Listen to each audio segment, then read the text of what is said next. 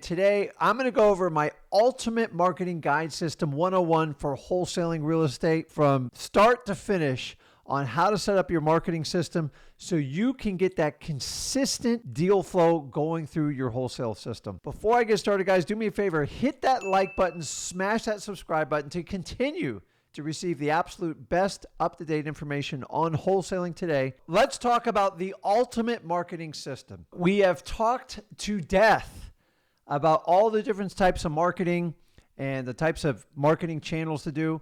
And today we're actually going to talk about the actual marketing system. We are going to take the marketing channels you have chosen, and I'm going to show you how to implement a system so you can be extremely consistent in all your marketing for wholesaling. So the first thing we always start with when it comes to marketing is you have to establish a budget. Why a budget? Because without a budget, you don't know how to function in marketing. So you need to know if you're working with $1,000, $10,000, or $100,000. The key here is you have to be honest with your budget. If you are on a set budget, then determine it and you can find the best action to implement it and put it in your marketing system. Once you've established your marketing budget, and remember, you always want to think long-term. What's long-term? At least 1 year. Okay, so it doesn't matter when you start, but you want to look at least on a 12-month projection. It doesn't matter when you start. Please look 12 months in advance because that's how you stay consistent in marketing. The next part, which I talked about earlier, is you have to already define your marketing channels. And this is the point where you're going to define how you're going to deliver your message to your prospect. You can either do SMS, cold calling, RVM, direct mail. Driving for dollars is more about collecting the lists, which we'll talk about. And then you can actually do a reverse marketing campaign, which is going door to door and pulling leads out that way. So pick your marketing mediums. And this is the part where we can now plug it in. Honestly, it's okay if you're using one. Now, if you want to use multiple ones, the marketing system is going to show you how to navigate through that. This is the perfect video for you, especially if you're using more than one. If you're using more than one, if you're just using one, it's actually pretty simple. Like you just set up a schedule, set up a budget, and go from it. But if you're like most people, like me, you like to use multiple marketing mediums, you've got to figure out a rotation on how to schedule this and how to make it work. And I'm going to go over that right now. Just for example, let's do simple terms here. We do a lot of cold calling and a lot of direct mail, and I'm going to show you an example on how this works. And you can replace them with any one of them, but it's very powerful to do it this way. So as you know, direct mail just requires an address. Very simple to get those lists. I'll go over in detail on how to do that. And then cold calling is about getting pretty much the same lists, and then you got to skip trace the phone number. That's the only difference in the two lists. I like to implement a dual strategy. So I find some people respond really well to direct mail, and others respond really well to like cold calling or like an SMS. In your marketing system, what you want to do is set up like a combination. Here's how I look at it. It's kind of like a Burger King, McDonald's type of deal. Like some people like McDonald's, some people like Burger King. So you're better off if you offer both and see which one they're going to gravitate towards. So herein lies the rotation of your marketing channel. I don't want to send out my direct mail, do my cold calling in a simultaneous manner because I want to space them out a little bit because a lot of our business, like our best leads, it's all about timing. So the more you can mix up the timing a little bit, the more you're going to increase your odds of getting a really good wholesaling deals. I've tried it both ways, guys.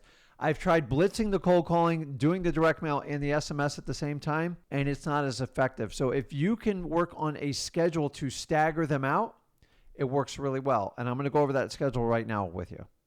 So what we're going to do is a marketing rotation schedule. Direct mail is real simple. You send it out, whatever your schedule is, how many pieces you are. You already come up with a budget. And the schedule, so you've set up the marketing budget. Now you do a schedule. So the first thing you're going to do is draw out the schedule. Just use an Excel spreadsheet.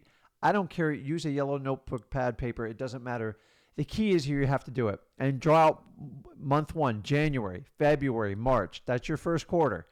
Then you're going to put on how many pieces you're going to mail out or how many people you're going to call and your estimated budget to do that. Okay? You're going to do quarter one. You're going to do quarter two, quarter three, quarter four. Do not stop with quarter one because if you fail, I know you're going to stop. What keeps me going is I look the entire year. You're going to have some huge wins. You're going to have some losses.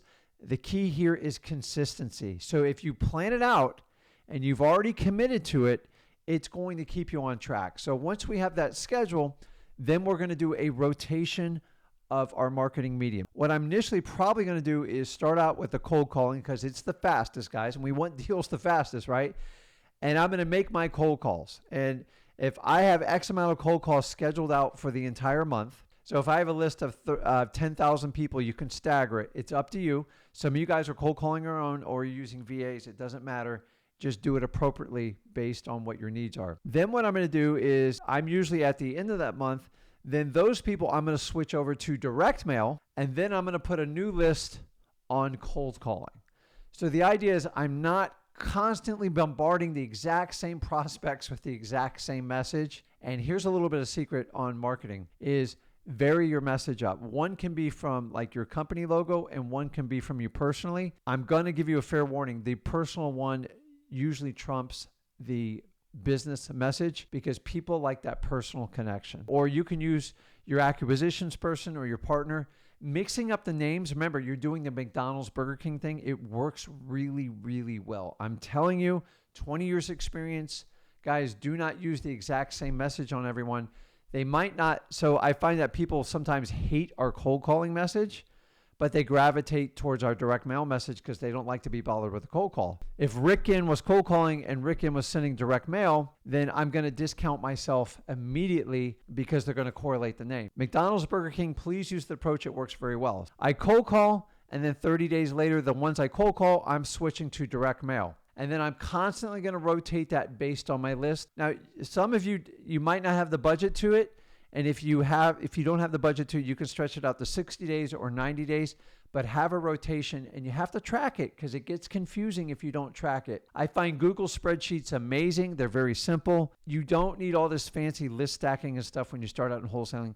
You just need to learn consistency, and that's what these marketing systems will teach you. Now we've done your budget. We set up a schedule. We just talked about the rotation. The rotation is going to be based on how many marketing mediums you're using and what your budget is on how often you can hit these people because it costs money every time you contact. The really cool thing about cold calling is once you buy the skip trace list, it doesn't really cost you anymore after that. And you guys doing direct mail, make sure you're answering your phones live. It is a huge difference maker. So the next step is you're like, well, Rick, I want to hire a VA to do the cold calling, to manage my list. Great. Love to hear it. I just want you to understand this. Before you hire a VA or even an assistant or anybody in your organization, you need to write what we call an SOP. An SOP is a standard operating procedure. If you guys have ever heard my analogy, if you don't understand how to do it, pretend you're going to make a peanut butter and jelly sandwich and write down every instruction from getting the bread out, from getting the jelly, from getting the peanut butter, the type of knife to use, the quantity to use, how to spread it, how to apply it. That's how detailed you have to be because VAs are only going to do what you instruct them. If you do not have a standard operating procedure SOP and you hire a VA, I guarantee you will fail on this part of your marketing systems. Guys, stop taking it for granted. Take this moment right now and document how you do your lists. And if you're going to have them do cold calling, make sure that you have done it and you can train them. The biggest factor in VAs failing or anybody's helping your organization is they can't get inside your head. The only way to get in here is with an SOP. Write it down. Keep it as simple as possible, but detailed. Understanding is a constantly moving, updated document.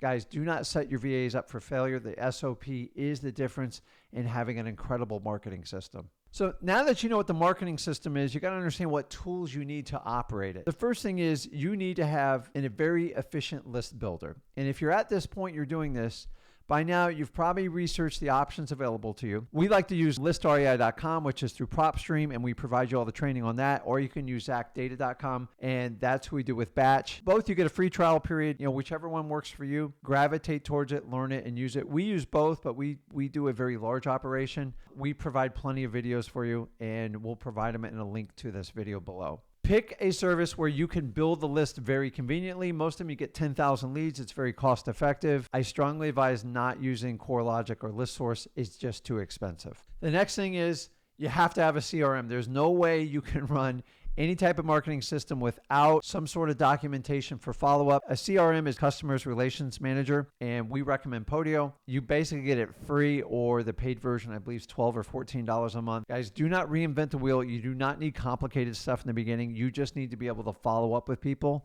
and be able to run simple comps and make notes in their files on it. I would use Podio. It's very simple and very cost effective. And the last thing you definitely have to have is make sure you guys have like your virtual phone numbers. There's so many services out there I'm not even going to recommend with you. I started with Vumber.com, but that was back when that was the only option. Now there's so many options. Just keep it cost effective. Each phone number shouldn't cost you more than $5 or $10. In the beginning, you only need 1 or 2 phone numbers. If you have the ability to record the calls, it will help you out because then you don't have to sit there and write every detailed note. Then we move over to the maintenance part of our marketing systems. And this is basically where we're going to do list management. And this is where if you can hire a VA and go over an SOP, a standard operating procedure, and do list filtering. There's going to be a lot of people say, please take me off your list. I don't want you guys wasting money mailing, calling, texting when they have absolutely zero interest in selling their property. So once we know there's zero interest, have somebody filter your list.